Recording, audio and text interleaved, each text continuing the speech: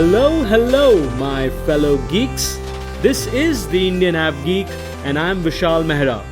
I hope all of you had a wonderful Diwali with your loved ones. We have a firecracker of an episode today with the founder, managing director, and the chief executive officer of FLY91, Manoj Chacko.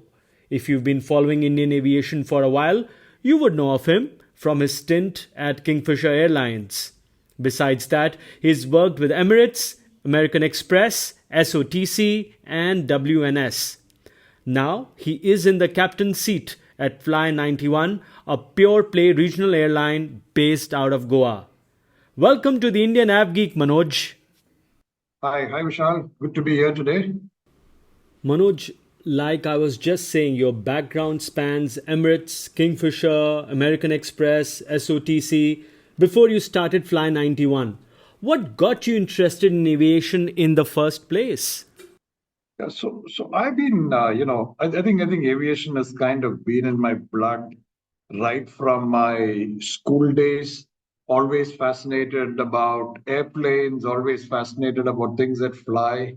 I used to be an avid kite flyer during my growing up days. Flying kites. Anytime I got an opportunity, I would make my own kites, fly them.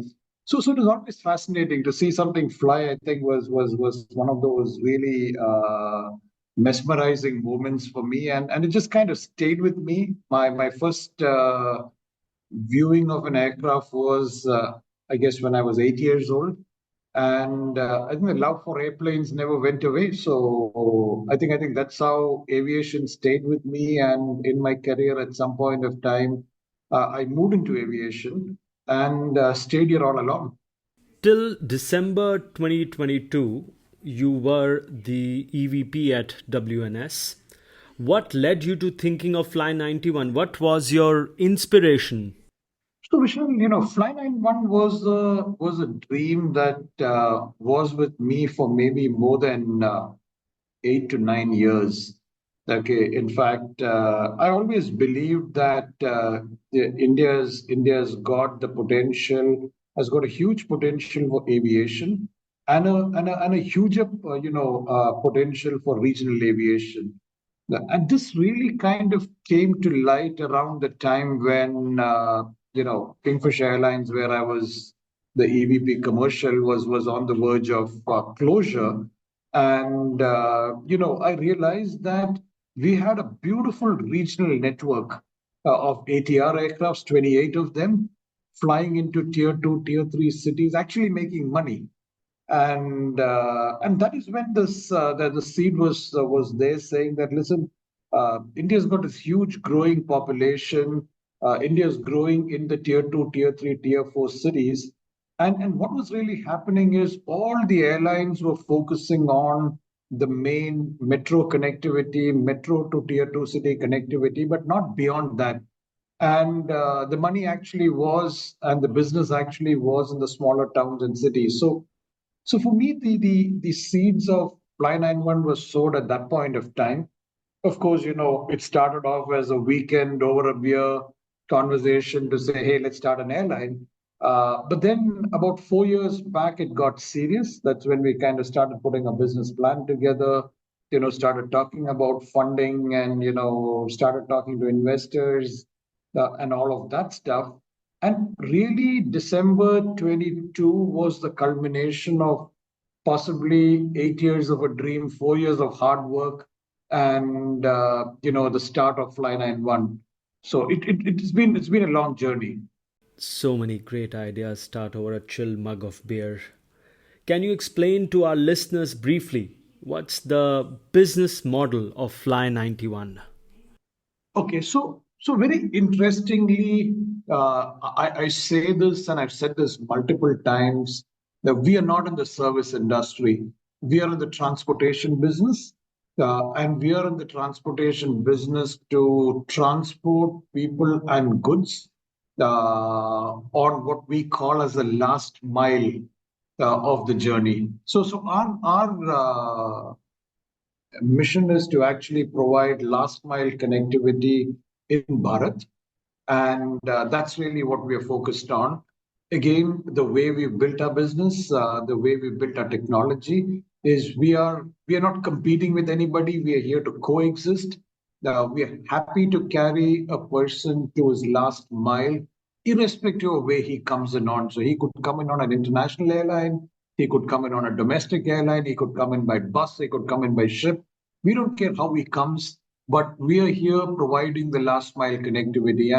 And if you look at our network that we fly today, 7 stations that we fly, 3 of them are absolutely unique stations where nobody else flies. I mean, say we fly from Goa to Lakshadweep, nobody flies that sector. We fly from 3 cities into Sindhudurg, nobody flies that sectors. We fly 3 cities into Jalgaon. Again, so our entire focus is on providing last mile connectivity into what we would call the real Bharat. So that's really that's what the business model is all about. That's fascinating, and I will come back to that, Manoj. But what led you to deciding on ATRs as your fleet choice? Which other models were you considering? So we did explore a whole bunch of aircrafts, Vishal, and for me, somewhere obviously, I go back to my experience of having worked on some of these aircrafts, and very clearly the ATR stood out for a variety of reasons. So one is it's a sub 80-seater aircraft. There are two things out of it. So one is 80 is a very sweet spot. A sub 80 is a very, very sweet spot when you want to get into smaller towns and cities, especially in terms of demand filling. That's one. Number two is there are distinct cost advantages that you get. Your cost structure works very differently in India with sub 80-seater, sub 40-ton aircrafts in terms of landing, navigation, parking charges, taxes on fuel. So there are some benefits that you get. So we looked at all of that. And then, of course, we had, a bunch of options. We had a bunch of regional jets. We had a bunch of turboprops. But very clearly, the ATR stood head and shoulders about everybody else for two things. One is it's an aircraft that is proven exceptional safety record. It's been in India for close to 30 years. And, it's the best fuel efficient aircraft in the world available today in the sub 80-seater category. It's possibly 40% more fuel efficient than the closest competitor. Okay, and it just made sense for us because eventually, fuel is something which is an important component. Also, the powertrain, which is the engines, are a well-established engines, very well settled in India. So from an engines and a fuel efficiency perspective, it's an absolute winner. And that is really what got us to get on to the ATR. Of course, it is to make these aircrafts work, you need to select the sweet spot. And typically, the sweet spot for this aircraft is a 1 to 2 hour flight range. Anything more, you kind of start losing out the advantage. You start losing out the competitive advantage. But anything in a 2 hour, 1.5 hour flying range for the ATR, nobody can touch the economics of the ATR. So that's the reason why we selected it. Based out of Goa, which primarily has leisure traffic, barring some MICE, and you fly to unserved tier 2 and 3 cities from there. Am I reading too much into this if I say I can sense a business model similar to that of Allegiant? So we looked at multiple models, Vishal, and we did not look at one particular model. I mean, say we looked at multiple models and a couple of things that came out, I mean, say, which is very important. I mean, say one is whatever you do, and this is not just about aviation, but this is about any startup, you have to focus on unit economics. Number two is you got to focus on cost leadership. Okay, number three is you got to focus on standardization so that you can actually build scale. And when you look at success, and we actually studied 24 failed airlines. And of course, we studied a whole bunch of successful airlines as well. And the moment you looked at successful airlines, I mean, it was just the same thing coming over and over again: cost leadership, standardization, and the ability to scale up. Okay, and then that's really the mantra that we followed. If you ask me, airlines like Indigo, airlines like Air Arabia, Southwest in the US, 54 years down, they still follow the same model, same aircraft, same standardization. They have more aircrafts, they have close to 800 aircrafts, more than what India has got. But they haven't wavered from their original business model that they laid out, I think, in 1970. So those are all the guys that have inspired us, and that's really the strategy that we are following, Vishal, for us at Fly91. I'm sure you would have read about the changes in Southwest's strategy of late, especially after Elliot's investment and involvement. But your point is well noted. What kind of a network are you planning to build, Manoj? What's your network building philosophy? You were just talking about building scale.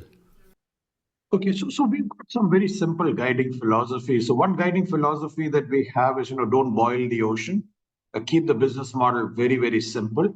So one of the things that we have focused on is we're going to have a base, and we will pick cities that are in the sub 2 hour flying range from the base, from where we can actually fly. The idea is to bring the aircraft back to the base every fourth landing. So every fourth landing gets you back to the base. So what really happens is that we don't have night halts, we don't have dead heading of crew. They just go operate 4 flights, come back. So these are some of the guiding philosophies, and the way we are building a network is base one is Goa. Goa also happens to be our headquarters.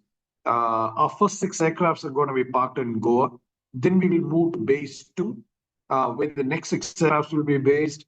Then the next year, we're going to have base three, where the next 5 to 6 aircraft. So the plan is in 5 years, we want to set up 5 bases, each base having 5 to 6 aircrafts. So we get to about 30 aircrafts in 5 years. And each base almost operating independently on the philosophy of operating the sectors and coming back home. And that's how we're planning to build it out. And each base would service about 8 to 10 cities. So the vision is in 5 years, we would have 5 bases, 30 aircrafts, and potentially about 50 cities covered in India. That's the plan. Which cities are future bases for you at Fly 91? So we are the first greenfield airline to be set up in a greenfield airport. Okay, and we take a lot of pride in that because it helps us grow well. So we are definitely looking at the new greenfield airports coming up. So there's a Navi Mumbai airport coming up. There's a Noida International Airport coming up. So we're definitely looking at them. We are looking at other places. For example, if we go into the east, we'll potentially look at places like Bhubaneswar. As we go to the north, there's, like how I said, there's Noida International. There's also possibly Hindon. Central India, we could potentially be looking at Nagpur or Indore, potentially Hyderabad. So these are all cities that we are looking at. Okay, where we can park our aircrafts and then kind of fly around from there. And since the model is modular, the beauty about the model is that it's modular, so we can literally have the agility to set up the bases depending on what the demand and the cities around need at that point of time. How do you see the Indian market growing in the next 10 years? I mean, say with 1.4 billion people, India, and here it's really the India growth story, and a couple of data points. Obviously, the propensity to spend in India is growing exponentially. I mean, so the wealth creation in our country is fabulous. So all these things work well for us. We are a very, very digital country. I mean, say our level of digitalization is unbeatable in the world. I mean, say 900 million internet users. Uh, Average cost of internet is like 15 cents a gigabyte. Okay, compared to $5 in the other parts of the world. The entire the biometric layer and the digital Aadhaar card layer that exists in the country. I mean, so we are at a very the UPIs that we have. So we are at a very, very different level of digitalization, very different growth trajectory that this country is on.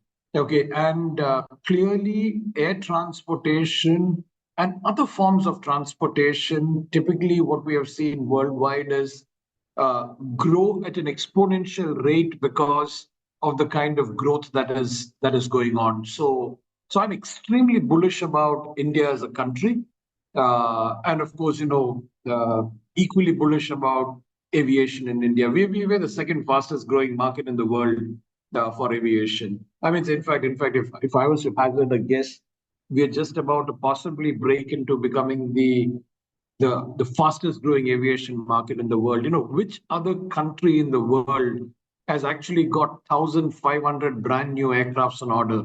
And again, none of them are regional aircrafts, mainstream narrow bodies, wide bodies. No other country comes even close to that. So we are on a different trajectory, Vishal. You just spoke about digitalization. What's the role of technology in your operations? So technology is an enabler, and agile technology is what we work on.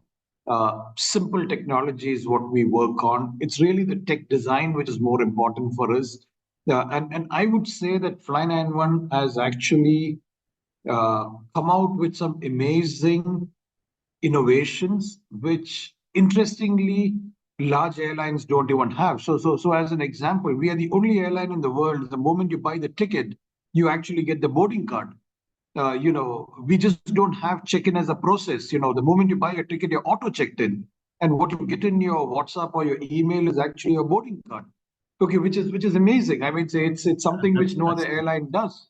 yeah, Uh, certainly never heard of you it know, before. Wow. Yeah, our boarding card is 19 kilobytes, Vishal, 19 KB. Okay, I threw an open challenge once on social media to say, can you show me any airline in the world that has got a boarding card which is equal to or less than 19 KB? And the closest anybody's come to is about 200 odd KB. An average size of a boarding card of an airline in India is about 380 or 400 kilobytes. Okay, look at the amount of data that we're saving. Our entire office is digital. For example, we don't even have drawers in our tables. Okay, again, we've used a lot of simple technology. We are the only airline that doesn't have a call center. We use bots. My revenue management team is two human beings and five bots. Okay, and we work beautifully. Correct. So we've kind of brought in a lot of very interesting technology. I'm a big fan of low code, no code technology. I'm a big fan of RPA. I'm a big fan of bots, and we've kind of done all of that in a very structured fashion. Let me give you an example. When we had our PSS implementation, and we did it with IBS, which was which is one of the leading PSS providers in the world. We actually did a remote implementation. Okay, and possibly we're the only airline in the world that actually implemented a robust PSS with remote implementation, and we did almost 1,000 use case testing before we even rolled it out. If you go on my website, you can actually go through the entire booking flow in under 2 minutes. It's that simple. So there's a lot of digital stuff that we have done. We take a lot of pride in saying that we are a digitally native airline. And yeah, so simple technology, agile technology is what we work on. What do you think about code sharing with players like SpiceJet or Akasa? They are the number three, number four player in the industry right now. Akasa is looking for aircraft. SpiceJet is looking to get their fleet airworthy. Both want to expand. Have you had any discussions with them? So we have absolutely had multiple discussions with various airlines, and here the interesting part is our discussions are not restricted only to airlines. Our discussions are also with bus companies. Okay, saying that, guys, I mean, say, if you got a customer that needs to go from point A to point B, we are more than happy to kind of carry them. Actually, today we are available on all the online travel aggregators where we are already being virtually interlined. So it's interesting, when a customer wants to go from Delhi to Lakshadweep, actually, while an airline like Indigo has got a direct flight into Bangalore and then it goes from Bangalore to Lakshadweep, most of the online travel aggregators today actually show a Delhi go on Indigo and a go in Lakshadweep on Fly91. So in a way, we're already beginning to do virtual interlining. But yeah, we have open APIs in our system. Any airline can plug into our APIs and actually consume it. And there are conversations going on.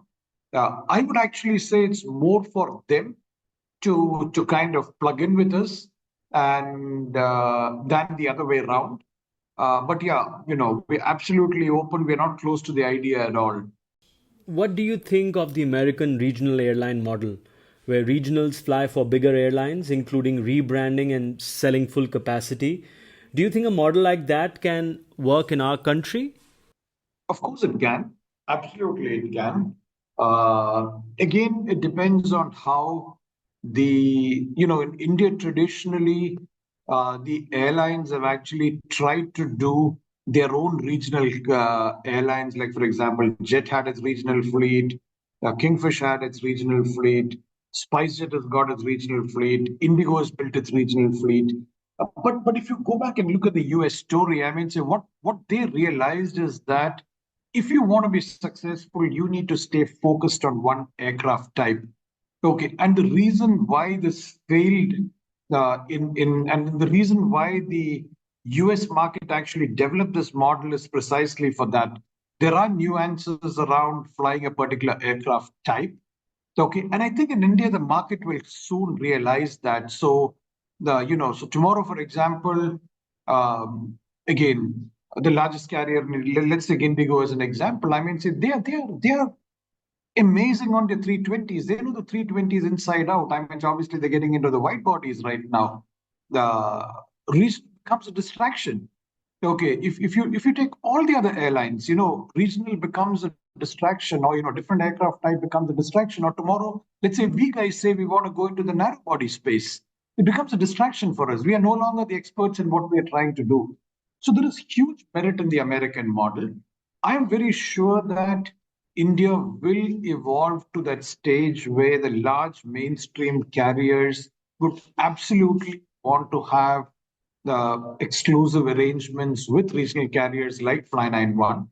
Okay, and I think it's just a matter of time. It is just that India never had a credible regional airline. Okay, and I think the way we are building up Fly91, the kind of quality of people that we have, the quality of the brand that we are building, the operations that we are building, I think it's a matter of time before the larger carriers would actually start having a conversation very similar to what the US model is all about. Time will tell, but I think at some point of time it's inevitable and bound to happen. All right, so imagine you have a base in the south. Would you have considered flying internationally to neighboring countries like Sri Lanka if the 20 aircraft rule wasn't in existence? Yeah, so we will chase money, Vishal. I'm very clear about that, and I mentioned that earlier as well. Unit economics has got to work. So, okay, we'll more than happily fly. And I still remember during my Kingfisher days, we used to operate the ATR into Dhaka. We used to operate the ATR into Colombo. We definitely used to operate into some of these places. So anything less than 1.5 hours for a narrow body is actually the right spot for an ATR to go in. So there are so many, like for example, if you take places like Chittagong, you take places like Sylhet, Dhaka, Jaffna, Colombo. I mean, so these are places absolutely you can fly in, and we would actually not discriminate them as domestic or foreign. We would actually look at, is there demand, is there potential, is there competition, and then just fly to the destination. So if it made commercial sense, we will absolutely fly wherever it takes us. Maybe I think from your possible future base in Noida, you can even explore destinations in Nepal or Bhutan for that matter. Absolutely. Absolutely. I don't see a reason at all. I don't know. Tomorrow, for example, you could be going from Kanpur to Nepal. who knows? I mean, say, Yeah, Bhutan is such a beautiful place that people want to go to Bhutan absolutely. from multiple places. I mean, say, so there is nothing which is off the table. Nothing which is off the table for us. It needs to make commercial sense. The cost economics need to work, and if the revenue and cost metrics work well, and there is a airfield that can take the ATR, we'll fly in. How is the availability of pilots, and do you see there's a possibility to lose them to a larger airline? I did see your last year's interview with Kappa Manoj as my homework before coming for this conversation, where you mentioned that aviators want to fly with you and young pilots looking for the bigger aircraft are probably not on your radar, especially in the early stages of their career. Do you still feel so? Not an issue at all, Vishal. As we speak, we have 19 pilots already released to fly just for two aircrafts. We have 43 pilots on our payroll. And the way we are building up the pilot, I mean, so there's a lot of hard work involved. There's a lot of training work involved. And, a lot of times airlines want to take it easy. Okay, so for us, what we do is we're investing heavily in training them. We have a lot of military aviators who are making the transition to commercial flying with us. Okay, and for us, once we get a pilot, I mean, say if he or she gives us 5 years, it's good enough. And we're also building, and of course, more than that is always welcome.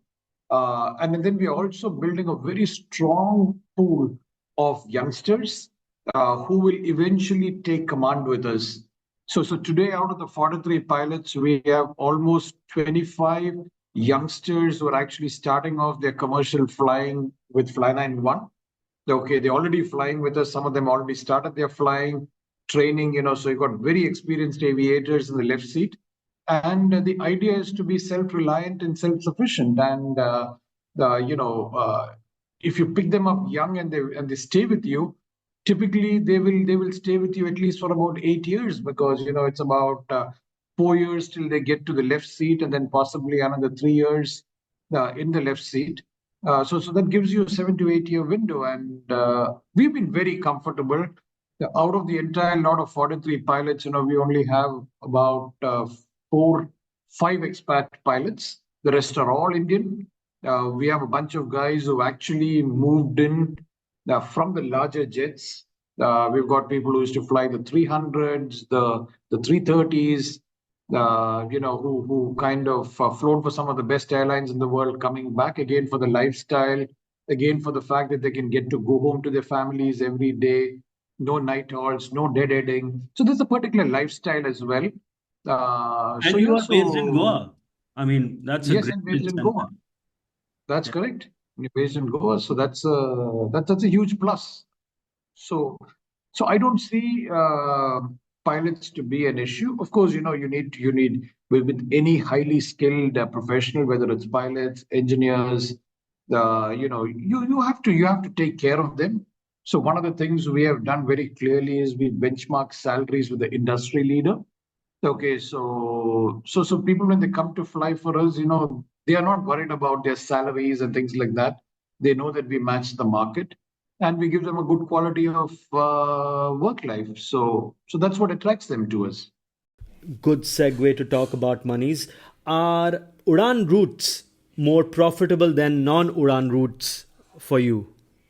So it depends how you look at it. So I would say that Udan routes, or when there is exclusivity on a route, your ability to improve your yield is much better because you're not worried about competition. You have the ability to price. And while you may still have some constraints on pricing levels because of viability gap funding that you get from the government, what we have seen is constrained sectors obviously have ability to drive better yields. And typically when I say constrained sectors, I'm talking about sectors where the bigger aircrafts can't land. So you're basically restricting competition out there. Uh, so there is a good ability to make money when you get into these cities. And obviously, you have the right gauge of aircraft to fly, because it's not that you have too big an aircraft where you got to fill like 180 seats. You're talking about filling, under 80 seats on every flight. It's like filling up a bus. Do regional airlines like yours have slot preference in slot restricted airports? Not that you're operating in one, but for future purposes, do you have a slot preference? No, we actually have a disadvantage because the larger airports don't want to bring in a small aircraft. Okay, so they'd rather, because finally airports work on the number of passengers that pass through the terminal. Okay, so there is this myth that if every aircraft movement on the runway, when the bigger the jet, the better for the airport. Uh, the smaller the jet, the smaller the aircraft is a disadvantage. So in slot constrained airports, we have we have a bit of a disadvantage. I mean, in fact, I would say that in slot constrained airports, we have the same disadvantage as any other airline. There is no advantage that we get. We've tried getting slots into, for example, Mumbai for some of the cities that we fly in, next to impossible to get. We have really struggled hard to get slots into Pune, but slowly and gradually we've got a couple of slots. So there's a lot of bunch of scheduling changes we need to make to accommodate the slots given to us. But these are just few airports. So if I really look at the area that we are operating right now, with the exception of Mumbai and Pune, now I don't think we really have a challenge with any of the other airports. Earlier I know Bangalore and Hyderabad and all used to have challenges. Goa used to have challenges, but now with multiple runways and bigger airports, not an issue at all. And with Navi Mumbai coming up, I think the Mumbai constraint also goes away. So not really an advantage or a disadvantage right now. So, are you planning to advocate for it with MOCA, with DGCA? Have you had those discussions? So we have the discussions with airport operators, Vishal. I mean, so if you ask me, there are a couple of myths that exist about regional aircraft. So one of the myths that exists is that we slow down traffic. Okay, which is a complete myth because the landing speed of an ATR and the landing speed of a 320, they all come down. When they come into land, they're coming in very much at very similar speeds. In fact, when an ATR lands, we vacate the runway way before the bigger aircrafts. Halfway down the runway, the first taxiway, we are out.